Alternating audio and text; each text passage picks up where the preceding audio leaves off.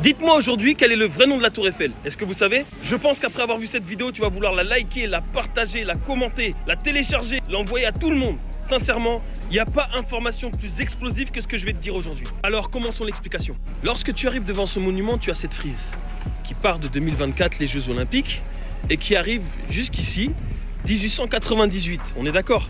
Mais est-ce que tu sais ce qui s'est passé avant? Entre 1884 et 1889. Bouge pas, je te l'explique. Donc, comme je vous disais hier, le mémorial qui a été choisi pour le bicentenaire de la Révolution de 1789, il s'agit bien de la Tour Eiffel. D'accord?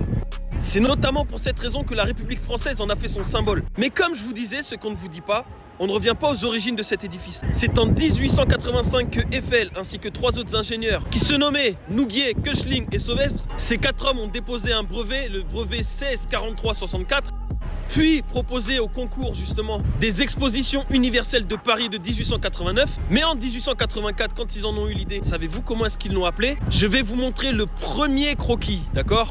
C'est un croquis officiel conservé au musée d'Orsay, mais très étrangement qu'il n'expose pas en public. Croquis que je vous rappelle qu'il a été réalisé pour le mémorial de la commémoration de la Révolution française, soi-disant de 1789. Et voilà comment s'appelait ce mémorial centenaire.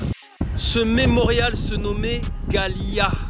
Vous le voyez bien tout en haut du dessin, tout en haut, en plus gras possible, en plus gros possible. Elle ne s'est jamais appelée Tour Eiffel, ils l'ont sûrement appelée par la suite ainsi. Et donc tout le narratif de la République s'effondre avec ce croquis. Car le mémorial du centenaire de 1789, en se nommant Gallia, démontre qu'il n'y avait aucune République française. Donc quand avec cela je vous présente la médaille de 1801, 1802, 1804, et les fameuses médailles que je vous ai présentées dans la toute première vidéo, sur lesquelles on voit marqué Prime Consul, Rep Gallia. Il s'agit de médailles frappées tout juste 12 ans après la Révolution. Donc sincèrement, que s'est-il passé? Et si à cela je vous ajoute le Gallia Grata Dicavit du 16 octobre 1919.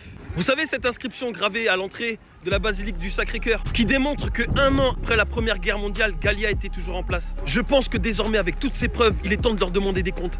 Je vous ai établi toutes les preuves que la République dite France n'existe pas. La Tour Eiffel, dite Eiffel, n'existe pas, c'est la Tour de Gallia. Ici, nous sommes sur les terres de Gallia. Ici, c'était un empire et ça redeviendra un empire. À bon entendeur.